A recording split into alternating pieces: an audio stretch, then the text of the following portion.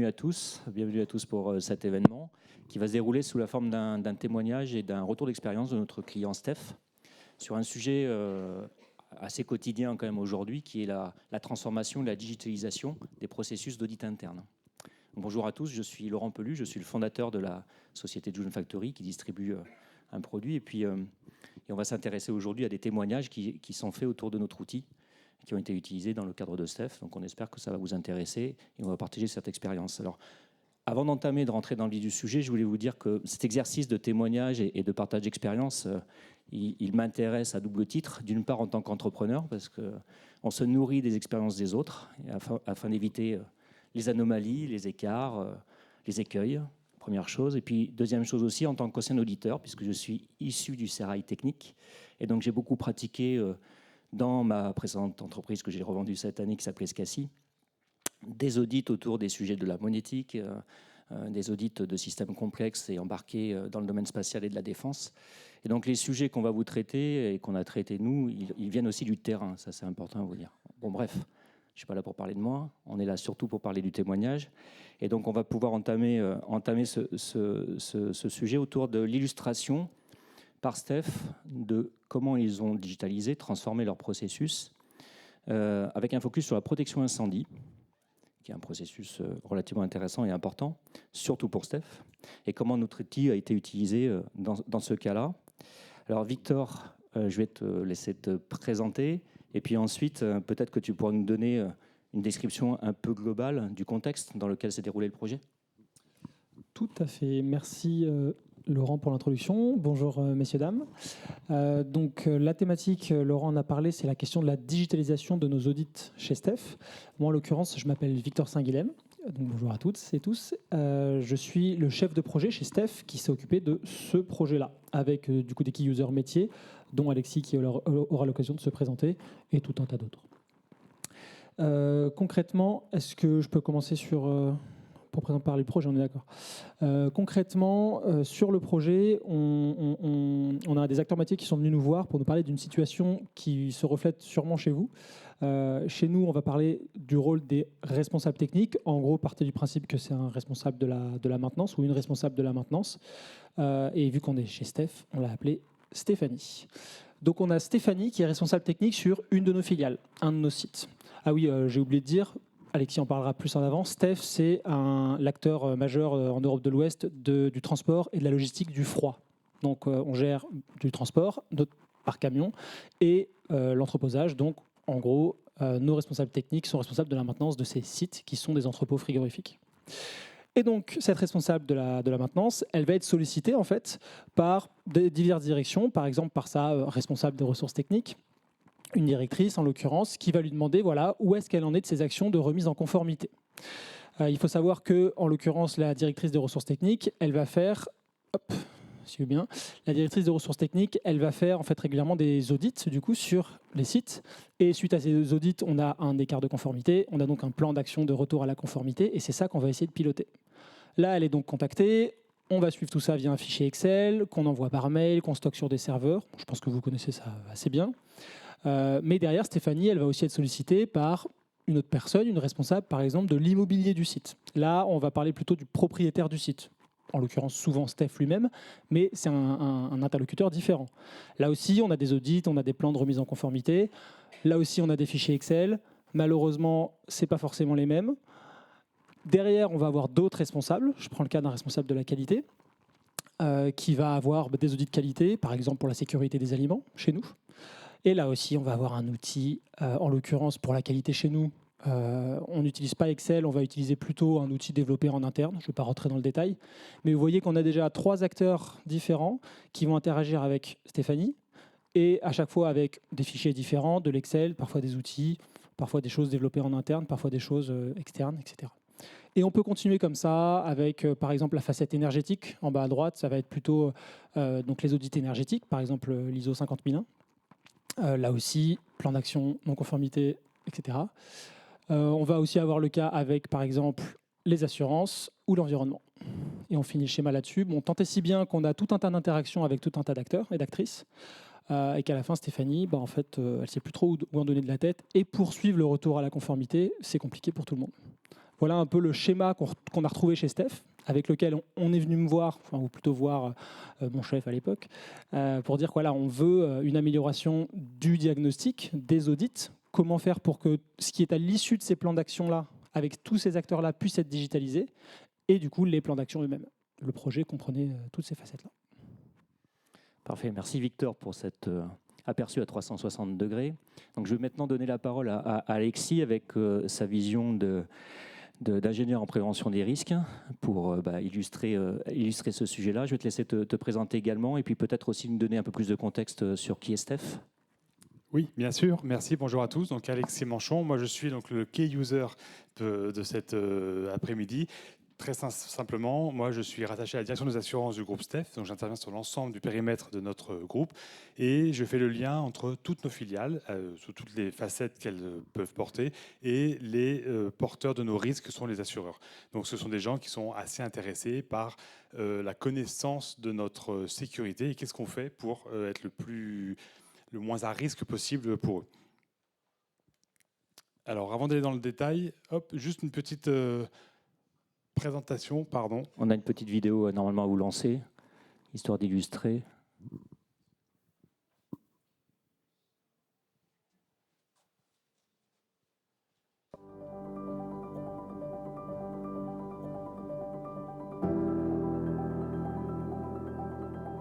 Nous sommes Steph et nous assurons depuis plus de 100 ans une mission essentielle: garantir l'approvisionnement alimentaire de millions d'Européens. Nous sommes au cœur de la chaîne alimentaire. Nous stockons, conditionnons et transportons les produits présents au quotidien dans les assiettes. Nous travaillons main dans la main avec les producteurs, les distributeurs et les restaurateurs. Nous apportons à des millions de consommateurs une alimentation conforme à leurs envies et à leurs engagements. Nous nous mettons au service de nos clients avec enthousiasme, respect, rigueur et performance. Notre fierté, c'est d'accompagner leur croissance et de les aider à conquérir de nouveaux territoires. Avec eux, nous inventons la supply chain de demain, toujours plus fiable, connectée et respectueuse de l'environnement. Et pour que les générations futures aient toujours le choix de leur alimentation, nous nous engageons chaque jour, dans notre activité, dans notre secteur, à tracer une voie plus responsable et plus vertueuse. Nous sommes Steph. Nous sommes plus de 20 000. Et ce qui nous anime, c'est d'offrir à chacun la liberté de manger ce qu'il aime, en toute confiance. Steph, des équipes engagées au quotidien pour garantir durablement et en toute sécurité l'accès à la diversité alimentaire pour tous. Voilà, parfait, donc belle vidéo corporate, ça vous donne un peu plus de contexte sur le cas d'application, je pense que c'est important. Alexis, est-ce que tu peux nous détailler peut-être avec quelques slides le cycle de production, les sites, les éléments dimensionnants finalement? Bien sûr. Donc voilà, petite vidéo juste pour vous montrer un peu l'étendue de notre périmètre d'intervention et la nécessité d'être capable d'apporter une réponse à chaque typologie de nos clients qui ont des demandes toutes très différentes. Et le tout quand même d'avoir la même rigueur, on va dire, nous en interne pour l'ensemble de ces documents. Alors juste, Steph, on est à peu près sûr que une partie de ce que vous avez pu manger aujourd'hui ou demain ou après-demain sera passé par nos camions et nos entrepôts. On se situe entre les producteurs et les distributeurs ou les transformateurs de produits alimentaires et on occupe un territoire, on va dire, de 8 pays européens. Ça fait plus de 270 plateformes avec quand même une grosse partie historique sur la France, mais un développement sur toute la façade de l'ouest de l'Europe. Ce qu'on va vous présenter dans la foulée s'applique évidemment à l'ensemble de notre territoire. Il n'y a pas de différence sur notre partie aujourd'hui en fonction des pays. Merci Alexis. Alors, au-delà même de la complexité à travailler sur les processus, on voit déjà qu'il y a des éléments complexifiants, que sont les multitudes de sites, la volumétrie, les éventuelles différences de barrières et les barrières linguistiques. Donc, c'est un sujet qui a été considéré dans votre projet. Alors maintenant, on va rentrer dans le vif du sujet audit. Victor, si tu peux prendre la main et peut-être commencer, entamer par nous préciser ce qu'il y a derrière le mot audit chez Steph. Ouais, alors là, je vais marcher sur des œufs, puisque moi, je ne suis pas auditeur et je suis sur un salon d'auditeurs notamment, ou en tout cas de professionnels de l'audit. Donc, soyez tolérants avec moi. Concrètement, on m'a demandé de faire un projet de digitalisation d'audit et donc des plans d'action qui en sont issus à un moment où je ne connaissais pas bien ce métier. Donc, je suis allé toquer un petit peu à la porte des gens qui ont demandé. Puis, je suis allé remonter du côté de la qualité. J'en ai parlé un petit peu à l'audit au contrôle interne chez Steph pour essayer de me faire une idée de qu'est-ce que recouvre ce process exactement. Donc, moi, ce que je fais ici, c'est que je propose une définition pour la présentation, parce que je ne veux pas heurter des sensibilités d'auditeurs ou d'auditrices. Et en l'occurrence, je veux être sûr qu'on s'entend sur la définition qu'on va utiliser nous, sachant que j'ai entendu déjà plusieurs définitions. Je me suis servi pour ça de ce modèle-ci, le modèle des 3 lignes de défense, que personnellement, je n'ai pas vu dans mes études, mais peut-être que certains d'entre vous, oui, qui consiste à cartographier, on va dire, les typologies de contrôle sur des cercles concentriques, les 3 lignes de défense, avec une première ligne qui serait celle des opérations, qui vont contrôler de façon assez continue finalement les risques, qui vont faire donc la gestion des opérations.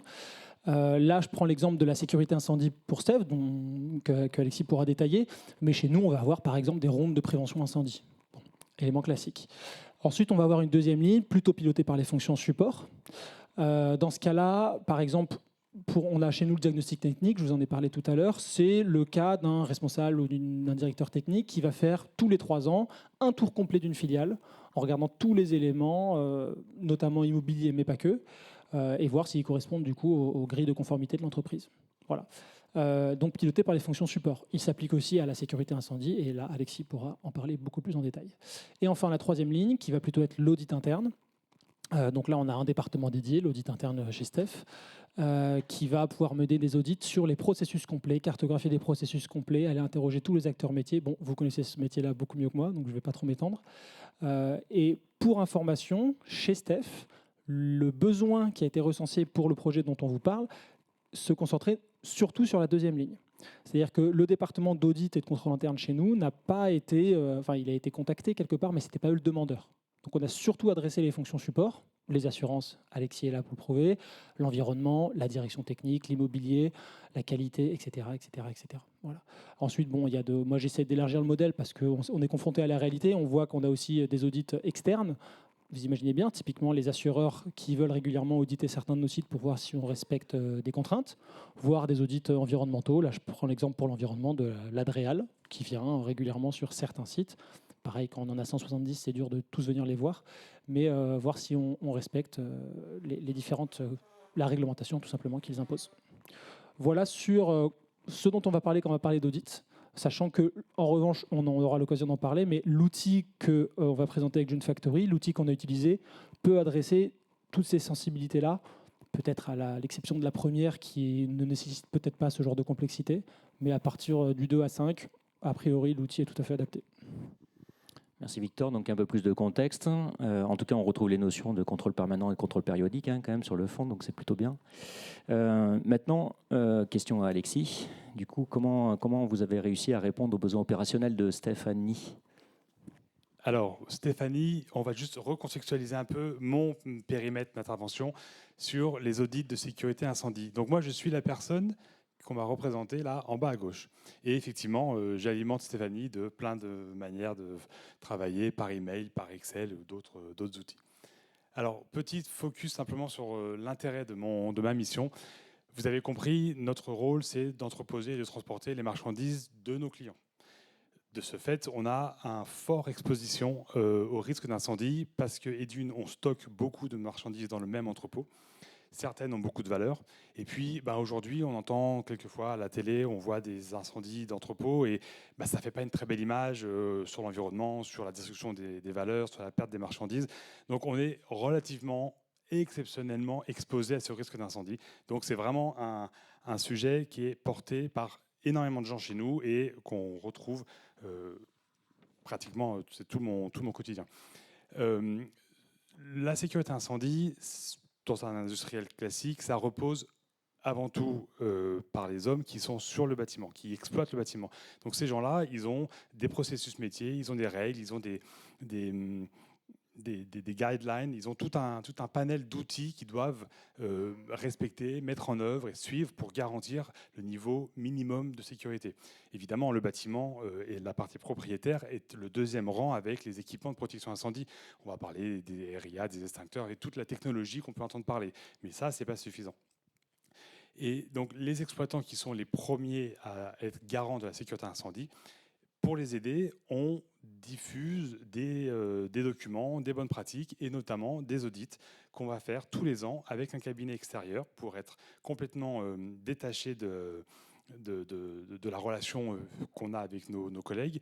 Et ce cabinet, il va aller voir chaque patron de filiale, chaque responsable technique et va faire un audit d'une ampleur plus ou moins grande selon la taille du site pour aller identifier les écarts, les situations à risque et de manière à ce qu'on puisse les corriger pour garantir et pour permettre à notre exploitant d'avoir un niveau de sécurité optimum. Donc, les audits de prévention incendie, comme je vous ai expliqué, c'est un expert externe qu'on a retenu pour sa capacité, on va dire, à avoir un discours homogène pour l'ensemble de nos filiales sur l'ensemble du périmètre. Et puis, comme c'est quelqu'un qui va devoir faire 270 audits tous les ans, il a un besoin d'une certaine flexibilité quand même, parce qu'il faut imaginer que quand on se déplace, on va au Portugal, si l'accueillant dit bah non, désolé, j'ai une contrainte, je ne peux pas vous recevoir, il va falloir quand même. Enfin, on a besoin comme ça, malgré le métier qui est important, on a besoin de flexibilité dans tous les niveaux de la relation qu'on a avec cette personne. Cette personne, donc, elle va visiter les entrepôts, elle va éditer des recommandations et puis elle va rédiger un rapport qui nous permet, nous, en centrale, d'avoir une connaissance fine du niveau de risque que représentent nos sites, voire quand on achète un nouvel acteur, quand on intègre un nouvel entrepôt, c'est cette personne qui nous remonte un rapport d'audit qui nous permet comme ça de découvrir quelque part et d'intégrer ce nouveau risque dans nos outils. Pardon. Alors, oui.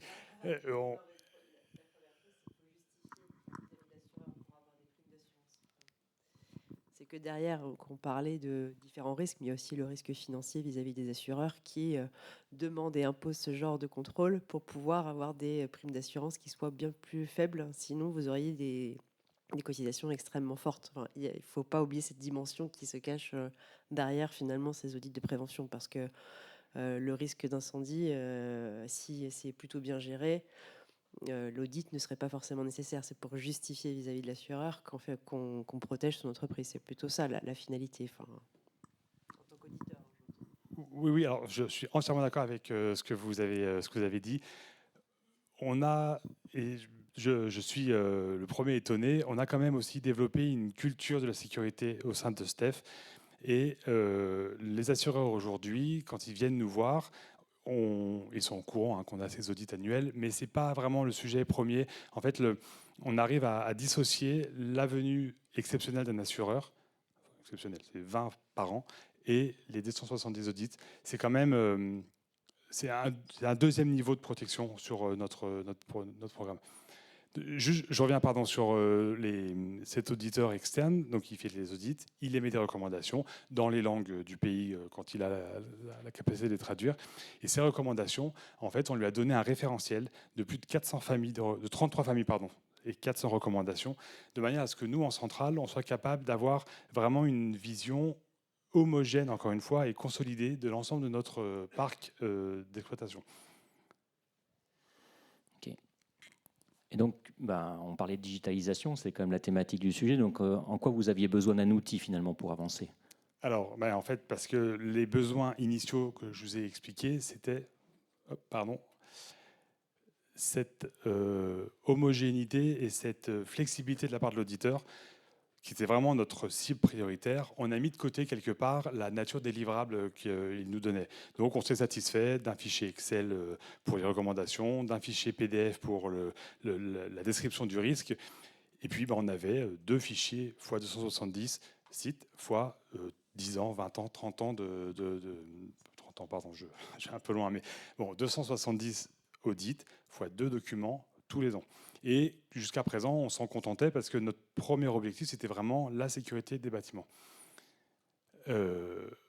Et très vite, on s'est retrouvé complètement débordé et complètement sclérosé par la nature même de ces livrables qui sont très peu exploitables, pas du tout dynamiques et qui nécessitent des longues heures de back-office derrière pour récupérer de l'information et être capable d'en sortir des tableaux et des visions consolidées intéressantes.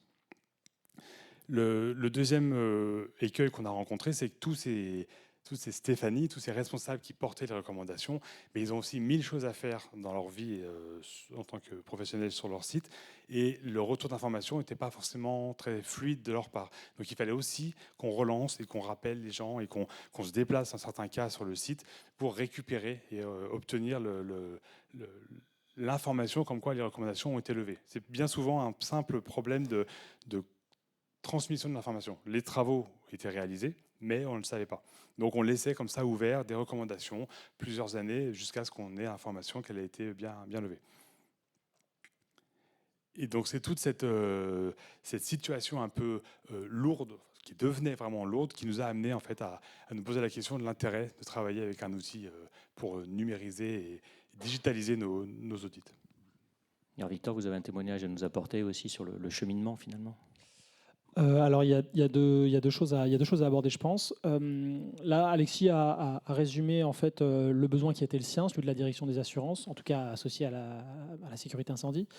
Pour ce qui est de la digitalisation des audits, moi, le besoin pour lequel on était venu me voir à la base, c'était un pilotage beaucoup des plans d'action. C'est en fait en remontant le fil qu'on a réalisé avec le métier que l'écrasante majorité de ces plans d'action étaient issus d'audits internes ou externes qui permettaient d'évaluer la conformité. Et donc, on a voulu digitaliser tout le process. Les raisons principales, du coup, qui nous ont amené qui nous ont poussé à avoir besoin d'un outil, et j'irai un peu plus dans le détail ensuite sur pourquoi cet outil-là. La première, donc, je crois que c'était, là, tu en as parlé, donc c'est la centraliser l'information, c'est-à-dire l'éclatement géographique fait que tout était éclaté comme information. En gros, pour faire simple, imaginez quand on faisait un diagnostic technique, celui dont je vous ai montré tout à l'heure, 1 tous les 3 ans, 250 sites, donc en gros un peu moins de 100 par an. À chaque fois, il y avait un fichier Excel par-ci, peut-être un rapport, un truc envoyé par un mail. On voulait faire des consolidations, par exemple sur un pays ou sur une business unit ou peu importe, c'était impossible. Enfin, concrètement, ou alors il fallait aller se ramasser tous les fichiers Excel. Enfin, vous connaissez ça très bien aussi. Pour la sécurité incendie, c'était le même cas. Pour l'environnement, c'était le même cas. Bref. Donc il y avait un besoin de centralisation, lié évidemment à la volumétrie et lié aussi à la diversité des métiers. Il y a un besoin aussi d'homogénéisation des process. Là, je me mets à la place de Stéphanie. Quand on a un responsable qui vient dire alors où est-ce qu'on en est finalement du plan d'action, et qu'en fait le plan d'action, tu l'as envoyé via un fichier Excel qui est paumé dans un mail, elle sait peut-être même plus de quoi forcément on parle, ou elle sait plus où il est. Enfin bref, elle est passée à autre chose. Mais du coup, ça c'est pour un process, et puis on va avoir un autre process qui va le piloter via son outil, etc. Donc cette homogénéisation des pratiques, ça a plein de vertus. Déjà, ça permet aux acteurs de terrain de passer par exemple d'une filiale à l'autre, et ça se passe de la même façon. Mais aussi, ça permet tout simplement de renforcer cette solution unique finalement. Bon, tout ça, vous l'imaginez bien. Et enfin, il y a un sujet sur, comme je vous l'ai dit, c'était le besoin initial, le suivi des plans d'action. Vu que les audits sont, en tout cas chez nous, en écrasante majorité la source des plans d'action, on est à 80-90% de ce qui est piloté quotidiennement sur les filiales. En fait, si on veut pouvoir suivre efficacement ces plans d'action, savoir où on en est, et on parle aujourd'hui, on doit en être à peu près à 10 000 initiatives depuis 1 an qui sont sur la plateforme, issues d'audits, etc. Pour pouvoir faciliter ce suivi-là, il faut en maîtriser la source. Et la source, ce sont les audits. Voilà, donc ça c'est la raison pour laquelle clairement on avait besoin d'un outil. Et donc, quelle est la démarche que vous avez utilisée de façon à pouvoir faire le choix finalement de notre outil Auditool ? Et alors là, c'est ma casquette plutôt de chef de projet pour le coup. Allez-y. Oui. Comment vous avez embarqué les équipes ? Parce que c'est bien une solution, on trouve ça tous génial, mais dans une autre société, quand on a une habitude de faire depuis je ne sais pas combien d'années, on a la version au changement. Et donc, je voulais savoir comment vous avez accompagné justement toutes les équipes, comment vous les avez embarquées, parce qu'il faut être quand même convaincu que la façon dont on va travailler de façon commune est la bonne. Et je pense que c'est aussi un enjeu, et il ne faut pas se tromper non plus de la façon dont on va déployer justement cet accompagnement. propose peut-être qu'on garde la question pour dérouler le rythme. On la garde à la fin, on la traite à la fin. Ça ne vous dérange pas? Ouais, merci beaucoup pour la question. Et ça me permet de préciser aussi, vu que la conférence elle est enregistrée, diffusée, etc. Si vous avez une question, effectivement, il faut le micro pour pour que les gens à distance puissent l'entendre. Donc, merci beaucoup, Laurent, et merci pour la question. Mais on va en parler. Et moi, ça me fait plaisir. Ça fait plaisir au chef de projet que je suis de répondre à cette question, donc évidemment avec plaisir. Concrètement, pour la recherche de solutions, donc on a eu un besoin et ça fait partie finalement un peu de la conduite du changement. Moi, je pars du principe que donc on pilote par le besoin, hein, on ne pilote pas en venant poser une solution. Et une fois qu'on a le besoin, on va chercher des solutions. Bon, les solutions, on ne les connaissait pas. C'est un marché qui n'est pas le nôtre. Hein. Nous, on fait du transport et de la logistique, on ne fait pas de l'audit. Donc, on ne connaît pas forcément très bien ces solutions-là. Donc, on est allé les chercher, tout simplement. Et pour convaincre les utilisateurs que c'était la bonne solution, ce qu'on a fait, tout simplement, c'est que c'est eux qui l'ont choisi. Ce n'est pas nous, ce n'est pas moi, en tant que chef de projet. Ce n'est pas le sponsor du projet. C'est vraiment les key users, dont Alexis faisait partie. Donc, on a fait en fait tout un process. Alors, le premier filtre, c'est moi qui l'ai fait pour éviter de faire perdre du temps à tout le monde. Donc on est parti de Marketplace, je suis parti de Marketplace. J'ai filtré ce qui paraissait pertinent, le plus pertinent. J'ai envoyé une RFI, un appel d'offres pour faire simple. J'ai déjà eu à partir de là, donc j'ai envoyé l'appel d'offres à peu près à 15 éditeurs, 10 m'ont répondu. Et là, j'ai organisé, moi, une première démo très macro, en fait. Je connais quand même vaguement le besoin, je connais plutôt bien les outils informatiques en général, et du coup, je me suis concentré sur est-ce qu'on adresse de façon très globale le besoin. Et déjà, à partir des 10 outils qui ont répondu, j'en ai sélectionné, j'en ai éjecté 3-4 qui clairement n'étaient pas pertinents, on avait tapé un peu à côté, etc. OK. Donc, il reste 6 outils. Comment on a fait pour les distinguer? Ça a permis de répondre partiellement à votre question. On a fait des ateliers. Et ça, moi je le dis, ça fait une phrase. Moi, ça m'a pris des semaines à organiser parce que ce qu'on a fait, alors c'était Théo à l'époque chez June Factory, c'est qu'en fait, on a joué le rôle d'administrateur fictif d'une plateforme pendant 3 semaines. C'est-à-dire que je suis allé dans les outils, j'ai paramétré l'outil pour pouvoir l'utiliser en situation réelle. J'ai mis en place des cahiers d'exercices pour les key users. Donc on avait une dizaine de key users qui ne connaissaient pas les outils, mais ils avaient 10 scénarios qu'ils allaient devoir dérouler sur les outils. Et ils ont fait 6 ateliers de 2 heures. Alexis a participé à ça. Et donc en gros, voilà, on est habitué aux 10 scénarios, mais en fait on suit un tuto qui nous dit sur cet outil, voilà comment on fait. Grosse maille. Hein. Justement, il faut voir si vous arrivez à vous débrouiller, si on ne vous donne pas toutes les informations, pour voir si l'outil permet de façon aussi non fonctionnelle à répondre à ce que vous souhaitez faire. Et donc suite à ces 6 scénarios-là, donc voilà, c'est la ligne qui est ici, confrontation avec les solutions Made in Steph. On les a confrontées en suivant ces ateliers-là. Et ça a été une expérience qui était compliquée pour moi, compliquée pour les utilisateurs, mais par contre très gratifiante aussi. C'est-à-dire que 6 ateliers, ça fait 2 jours et demi, je ne dis pas trop de bêtises, quelque chose comme ça. Réunir 10 personnes pendant 2 jours et demi, c'est vraiment pas facile. Par contre, à la fin, on a vraiment une vue claire de bon, celui-là, non. On objective tous les retours via des formulaires, etc. Donc, on peut évaluer. Évidemment, on a aussi une évaluation plus qualitative, mais on a pu quand même quantifier un petit peu ça. Et concrètement, ça donne ce genre de résultat où pour June Factory, on avait quelques informations ici et on voit les 10 scénarios dont je vous ai parlé. Où on voit très clairement que, en l'occurrence, June Factory, c'est le trait bleu, s'éloigne de la moyenne, c'est-à-dire est bien au-dessus de la moyenne sur les 10 scénarios. Il répond mieux, il y a une note globale, j'ai essayé de quantifier ça. Et évidemment, il y a un retour qualitatif. Et en comité de pilotage, on a finalement acté sur la bonne décision, le bon outil. Et là, il faut que j'arrive sur un point important. Je vous en ai déjà beaucoup parlé, des plans d'action. C'est vraiment quelque chose qui était clé dans le besoin métier. Il se trouve qu'AuditTool est un outil complètement spécialisé dans le suivi des audits et dans l'initialisation des plans d'action. C'est-à-dire qu'évidemment, on a un audit, à la fin, on a un plan d'action. Et tout ça, ça se passe sur AuditTool. Mais le suivi de ces plans d'action, par contre, lui, AuditTool choisit de le déléguer à des outils tiers. Et il s'interface du coup à N outils tiers, Jira, Microsoft Planner, Asana, je ne sais pas lequel vous pourriez utiliser chez vous. Et chez nous, en l'occurrence, on avait Jira, donc on a testé. Et en fait, les utilisateurs, ils n'aiment pas trop Jira. Donc, on a essayé autre chose. Et on a trouvé un autre outil qui s'appelle Ideal. Et donc, concrètement, la solution à la fin, je cache les concurrents, mais elle s'est située entre le top 3 des éditeurs qu'on avait et pour AuditTool, avec lequel on combinait. Et finalement, on a opté pour AuditTool et Ideal, sachant que du coup, un des enjeux majeurs de cette solution-là, c'était l'interface entre les deux outils. Et c'est un enjeu qu'on a réussi à lever, enfin, c'est un risque qu'on a levé grâce à l'aide de June Factory là-dessus. Ça répond peut-être partiellement à votre question, mais Alors, c'est une façon de... C'est surtout le slide qui va suivre, je pense, qui va venir répondre à la question qui a été posée par madame sur finalement quels sont les facteurs clés de succès. Tout à fait. Oui, je pensais à cette slide-là quand vous avez posé la question, mais bon, c'est pas une présentation de gestion de projet, donc on ne veut pas que ça prenne toute la présentation non plus, mais clairement, moi, la façon la plus simple, et à la fois pas simple dans une entreprise, surtout quand il y a 20 000 salariés derrière, de répondre à un besoin comme ça, c'est d'avoir un bon sponsor. Un projet, c'est pas sans sponsor. Donc, si on est tout seul, je sais pas moi, la direction de qualité, et qu'on dit bonjour, on aimerait bien un projet pour digitaliser les audits pour 2000 utilisateurs dans le groupe. Est-ce que c'est la priorité? On ne sait pas trop. Bon, par contre, si on arrive à convaincre la bonne directrice, le bon directeur, la bonne organisation, la bonne structure que ce projet-là est nécessaire et que derrière, du coup, on porte le projet et on a un vrai sponsor pour le projet, ça facilite énormément de choses. Que ce soit débloquer des budgets, que ce soit mettre les bons interlocuteurs autour de la table, etc. En l'occurrence, nous, on a eu de la chance parce que la personne qui est venue nous voir, finalement, c'est le directeur des ressources techniques chez Steph, qui a largement contribué à évangéliser ce projet au sein de la direction technique, nécessairement.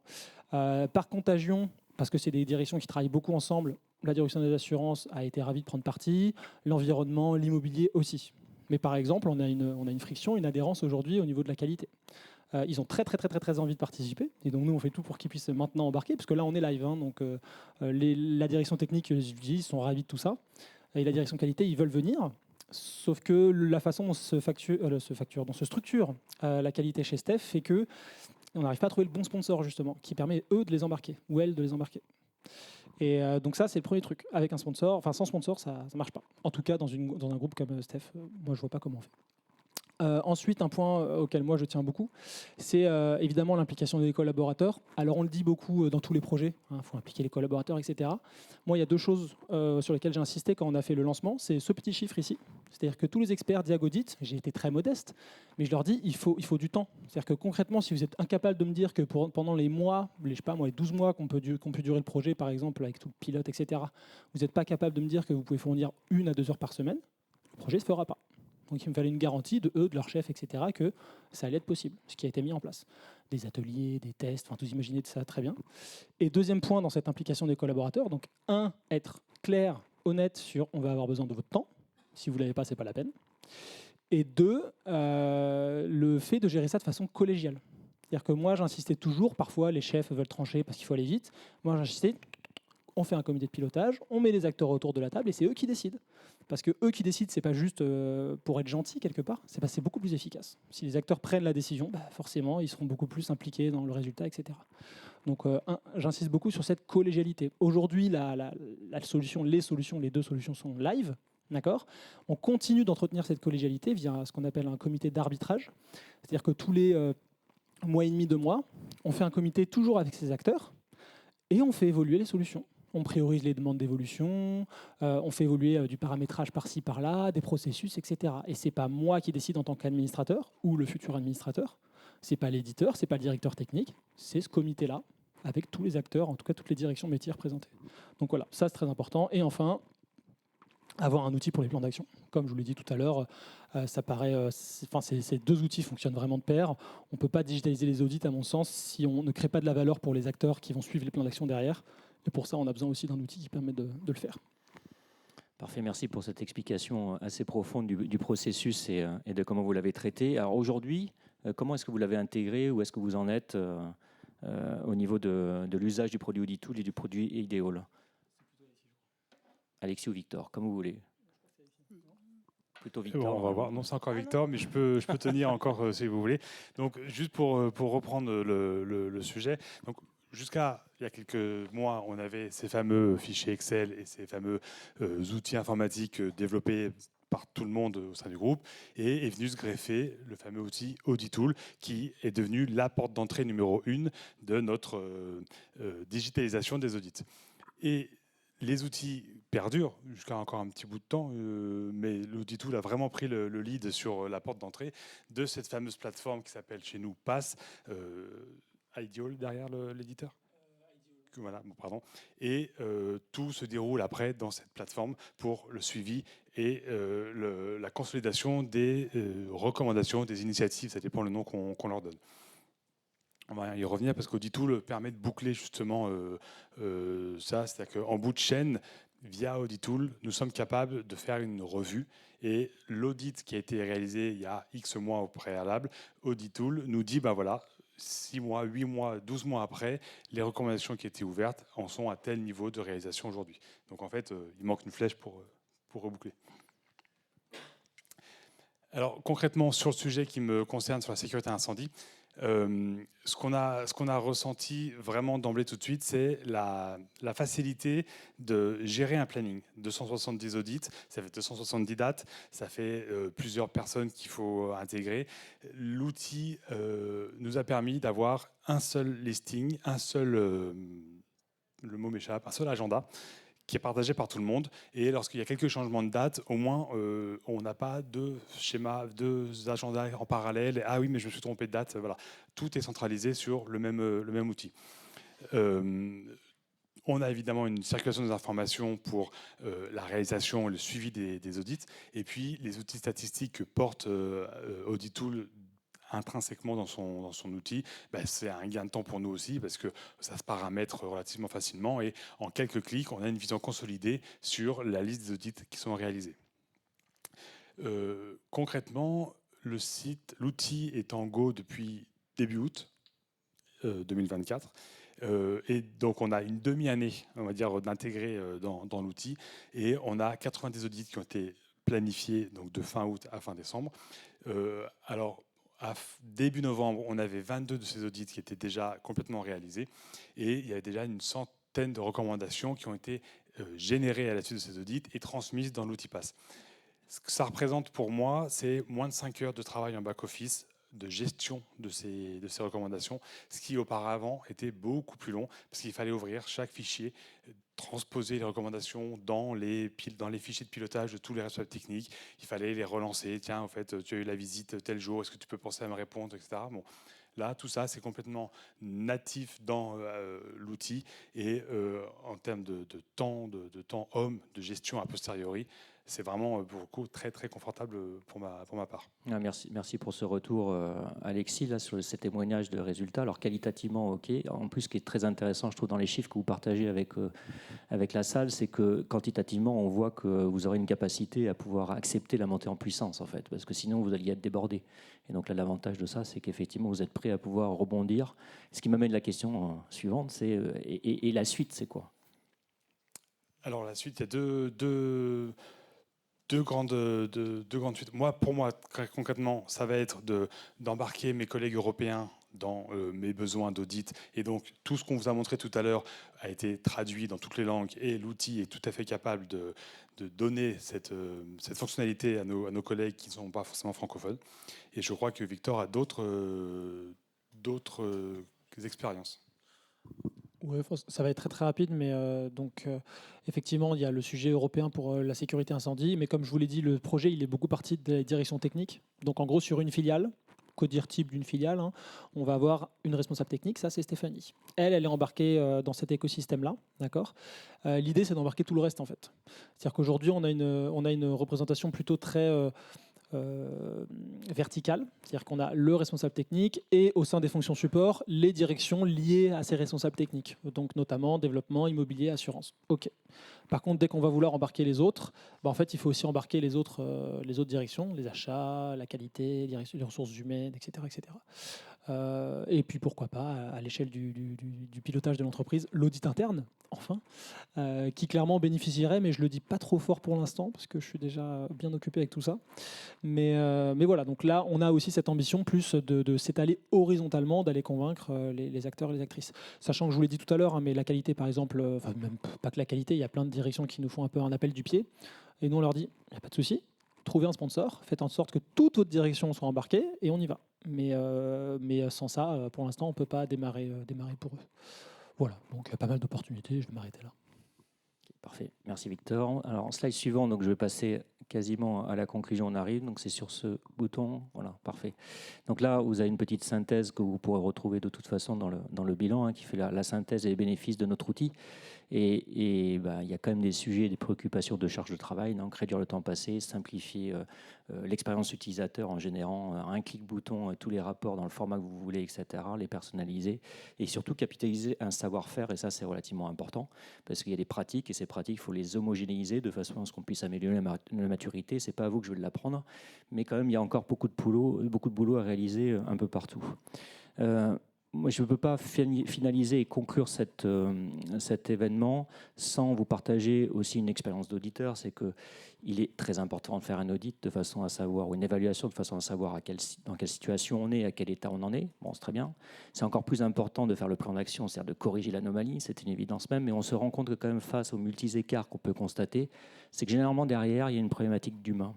C'est-à-dire qu'à un moment, si on a un écart, c'est que quelqu'un n'a pas su faire, n'a pas eu les compétences ou n'a pas pu faire une activité particulière qui a créé cet écart.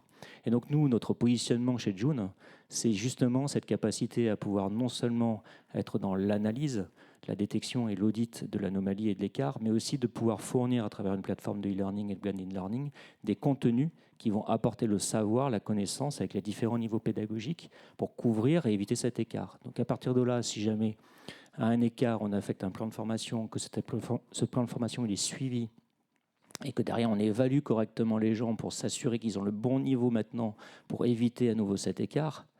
On a des statistiques, des évaluations qui sont faites, on les remonte dans Auditool et ça c'est une preuve. C'est une preuve comme quoi théoriquement nous ne sommes plus dans une situation où l'écart doit se reproduire. Et ça apporte un élément aussi qui favorise par la compréhension, on parle d'honneur d'ordre pour être sûr que la situation est sous contrôle. Voilà. Donc cet élément il est important pour nous et c'est pour ça qu'on se positionne sur ce sujet de l'audit et de la gestion des compétences. Voilà. Merci Victor, merci Alexis pour ce témoignage. Bravo pour votre beau projet. On vous avait promis un témoignage, c'est ce qu'on a essayé de faire au maximum pour vous traduire la difficulté d'un projet comme celui-là. Vous l'avez compris, il est encore en ordre de marche et il y a encore beaucoup de sujets à traiter. Je vous remercie de votre attention. On va pouvoir passer maintenant au jeu des questions-réponses. Peut-être que la première question qu'on peut reprendre, c'est la vôtre, madame, au regard des freins qu'on a dû considérer ou que Steph a dû considérer dans leur projet. Est-ce que Victor et Alexis, vous voulez compléter la réponse qui a déjà été partiellement couverte dans le slide? Le frein, c'est encore un autre sujet, c'est du management, je pourrais revenir et compléter.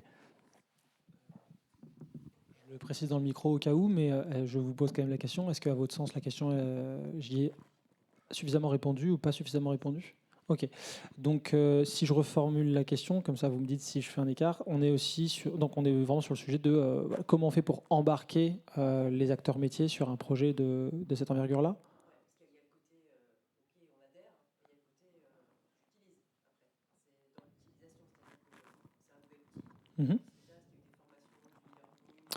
Ok. Alors, donc, je répète ce que vous dites pour le micro. Donc, il y a la partie on adhère au projet et puis il y a la partie utilisation concrète.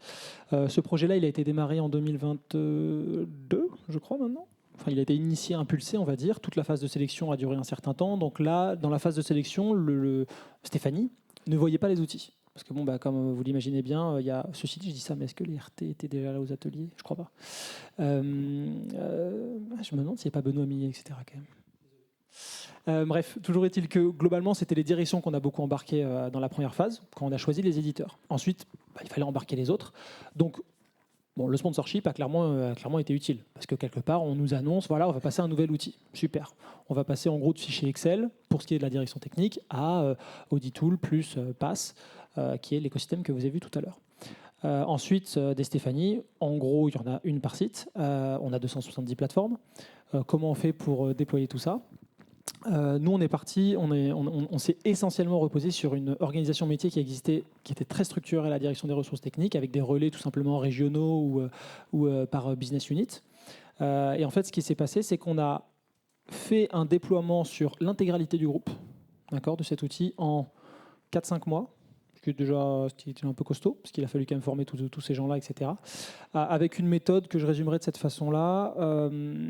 Chaque directeur assistait à 2 formations. Il faisait un pilote avec un de ses responsables. Comme ça, lui ou elle montait en compétences. C'est-à-dire qu'on avait vraiment cette idée que, je sais pas, par exemple, je vais caricaturer, mais on a le responsable sud-ouest, d'accord, qui en fait, lui aussi, il va découvrir finalement cet outil-là. Il a peut-être des confrères qui ont validé, mais lui, il l'a pas vu.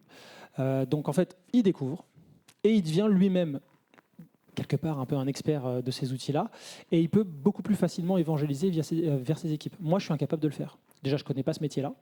Je leur parle, mais je ne connais pas ce métier-là, et je ne connais pas ces acteurs-là. Eux, c'est leurs confrères. Ils travaillent en permanence ensemble, leurs collègues. Donc concrètement, il faisait une première session où lui montait en compétence avec un ou une responsable de son périmètre, voilà, pour être habitué à accompagner, etc. On laissait mariner un mois et demi, et un mois et demi plus tard, il déployait le reste de son périmètre, ce qui lui permettait de prendre une posture, de faire mon relais à moi. Et moi, j'ai été tranquille et finalement, il s'organisait comme ça. Le plus possible, là, on rentre dans le détail du projet, mais formation en présentiel. On disait, vous n'avez pas besoin d'être là où je suis moi. Moi, j'étais pour l'essentiel à Lyon. Par contre, il faut que vous soyez là où est votre responsable. Parce que une formation d'une demi-journée pour un écosystème comme ça, on a déjà 1000 trucs à faire, on a l'ordinateur, etc. On sait très bien comment ça se termine. Donc l'idée, c'est que cette demi-journée, elle soit utile.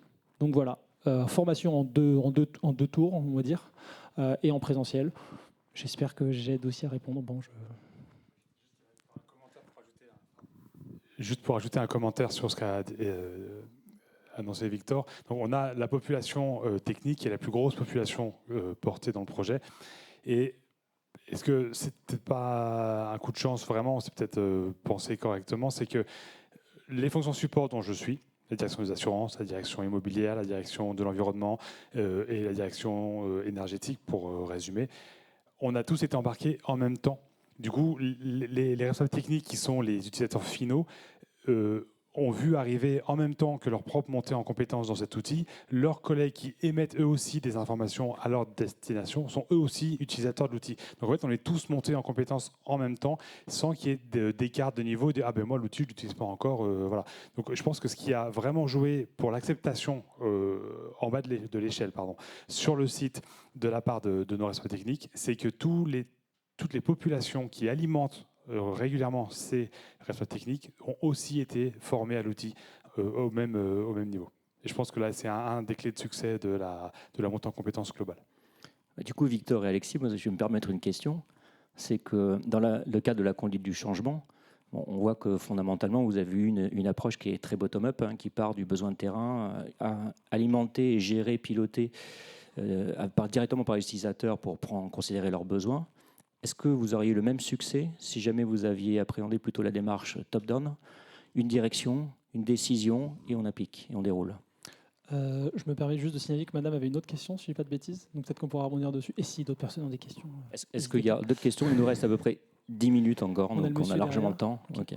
Alors très rapidement, oui, avec une démarche plus descendante, ça aurait pu adhérer, notamment en prenant pas que la direction des ressources techniques, mais par exemple la direction générale. Ça aurait complètement pu se faire, voire même ça aurait pu être souhaitable. La structuration de Steph et la construction historique du groupe par croissance externe, en fait, a gardé beaucoup de ça, et c'est en partie volontaire. Ça laisse pas mal d'innovation, la place pas mal à l'innovation, avec cette contrainte-là par contre, que quand on veut faire des projets groupes dans une structure qui est décentralisée, oui, il y a un peu plus d'adhérence. Ça aurait pu marcher, c'est juste pas comme ça que ça fonctionne chez Steph. Avant, j'ai travaillé chez L'Oréal, moi j'ai travaillé sur un projet qui était hyper descendant, et ça a très bien marché parce que les processus étaient mis en place. Mais c'est des structures différentes. Et donc, question de madame. Merci pour votre présentation. Une question peut-être plus pour vous, Monsieur Pellu. Le fait que Auditool ne gère pas le suivi des recos, c'est un choix éditorial ou c'est la jeunesse du produit et ça va évoluer? C'est un choix structurel. C'est-à-dire que si jamais j'impose l'outillage pour pouvoir gérer le projet à l'intérieur de mon outil, je viens briser des usages sur la façon dont on gère les projets au sein d'une entreprise.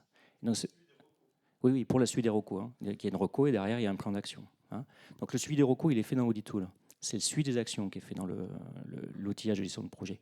Et nous, ce qu'on ne souhaitait pas, même si on est capable de le faire et même si on avancera encore dans les fonctionnalités sur l'internalisation de la gestion du plan d'action dans Auditool, la stratégie produit que nous avons, c'est de dire ne changeons pas, ne venons pas perturber les habitudes des entreprises qui ont déjà leur outillage pour gérer les projets, S'ils doivent assimiler une augmentation du niveau de maturité, des contrôles supplémentaires, du travail supplémentaire, qu'en plus on vient leur assimiler ou leur obliger de travailler dans un autre outil, c'est perturbant. Voilà. Donc c'est la philosophie du produit. On aussi à ça pour le point de vue de Steph. Mais... Justement, c'est exactement ce que vous dites là. C'est que moi, je vois très bien que parmi les référentiels de recommandations qu'on utilise, il y a des recommandations d'ordre humain, des recommandations d'ordre matériel, des recommandations qui font référence à la réglementation locale. Enfin, en fait, on a un tel périmètre d'intervention qu'effectivement, c'est très pratique finalement que la recommandation, elle est levée d'une manière en local, en conformité avec l'écosystème local du site, et c'est transparent pour l'outil. Du coup, moi, quelque part, que ce soit fait avec un crayon en couleur ou un stylo plume, ça ne m'intéresse pas de savoir. Ce que je veux, c'est que ce soit indiqué comme étant réalisé. Et ça, pour le coup, c'est une lourdeur en moins, on va dire, que permet ce choix de l'outil. Oui, c'était pour finir de compléter. Concrètement, tout ne vient pas non plus de l'audit. On l'a dit, c'est une grosse partie des plans d'action, mais pas tout. Et comme l'a dit Laurent, en fait, si on impose un outil de plan d'action pour les audits et qu'on dit oui, mais attendez, le reste, on le gère où ? Prenez un Jira, je caricature, ou prenez un autre outil. Oui, mais super, mais du coup, on a 2 outils, en fait. Cette approche un peu plus agile qui permet d'interfacer les outils fait que, en fait, nous, on peut venir se substituer aux outils existants et pas en rajouter un. On en rajoute un pour les audits, mais là, il n'y avait absolument rien. Par contre, pour les plans d'action, on vient plutôt se substituer à ce qui existait. C'est assez intéressant, effectivement, la notion d'audit, parce que je pense que on est plus dans du contrôle interne, en fait. Aujourd'hui, vous avez des outils pour renforcer le contrôle interne. Et d'ailleurs, à ce propos, comment intervient, si vous avez une structure d'audit interne, dans ce processus ? Parce qu'elle est censée, normalement, regarder l'efficacité du dispositif qui a été mis en place. J'ai pas bien compris la question, excusez-moi. Aujourd'hui, vous avez développé, en fait, vous avez optimisé le contrôle interne. C'est-à-dire que vous avez un moyen de monitorer, finalement, les points de contrôle que doivent faire les personnes, que doivent faire les opérationnels. Derrière, vous n'avez pas travaillé avec l'audit interne. J'imagine que chez Steph, il y a de l'audit interne par la Tout à fait. dimension. Donc aujourd'hui, je me demande comment, en fait, l'audit interne cohabite avec justement ces outils, parce que pour l'audit interne, c'est très intéressant justement de pouvoir suivre ces indicateurs et derrière pouvoir rebondir en termes de recommandations et de plans d'action.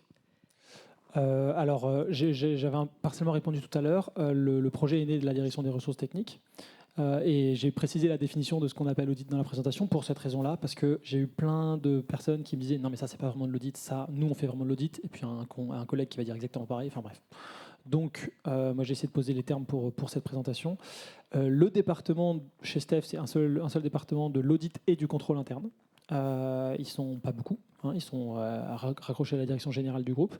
Ils n'ont pas été embarqués ils ont été informés au début. Quand je leur en parle encore aujourd'hui, ils disent « Ah, tiens, ce serait pratique cet outil ». Je dis « Oui, effectivement, ce serait pratique, mais visiblement, ce n'est pas non plus leur urgence. » Vous voyez ? Donc, ils ne sentaient pas qu'eux, ils avaient absolument besoin d'un outil pour piloter ça, parce qu'ils ne sont pas extrêmement nombreux, ils ne font pas 18 000 audits par an non plus. En termes de volumétrie, ce n'est pas forcément eux qui avaient le besoin le plus central. Donc, et ce qui serait en fait la 3e ligne de défense dans le modèle que je présentais tout à l'heure. Par contre, la 2e ligne, elle était en manque cruel de digitalisation, donc c'est celle qu'on a vraiment adressée. Alors, il nous reste 3 minutes. Attendez, on ne vous entendra pas sur le stream, je vais vous donner le micro. Est-ce qu'il y a d'autres questions avant ? Non, alors je vous donne. Je rebondis sur le fait que l'audit interne devrait peut-être s'intéresser à cet outil, chez vous en tout cas, parce qu'on parle de risques qui aujourd'hui sont un peu majeurs, sachant que le risque incendie, donc le risque d'assurance par rapport à tout ce qui se passe au niveau climatique notamment, va prendre de plus en plus d'importance. Donc c'est pour ça que je suis un petit peu étonné que l'audit interne ait pu réagir de cette façon. Il y a des gestions de priorité, chaque entreprise s'organise. Je leur ferai savoir. Mais... non, mais c'est vrai que typiquement, quand on a parlé de l'IFACI, ceux qui sont abonnés, je ne sais pas si c'est le bon terme, mais en tout cas qui font partie de l'organisation, c'est l'audit interne chez Steph. C'est eux. Et ils connaissaient eux l'IFACI, alors que Alexis, moi, etc., nous ne connaissions pas. Donc oui, c'est le métier a priori qu'on veut adresser en premier, mais encore une fois, ce n'est pas eux qui se signalaient, tout simplement. On part du besoin. Parfait. Moi, je pense s'il n'y a pas d'autres questions, on va pouvoir clôturer en temps et en heure. Le respect de l'heure, c'est la politesse des rois. Donc, on est assez content et ça va permettre à tout le monde de continuer la présentation. Je vous remercie pour votre attention et toutes vos questions. Et on a eu beaucoup de plaisir à vous partager ce témoignage, cette expérience. On espère qu'elle vous sera utile au quotidien. Voilà, merci beaucoup.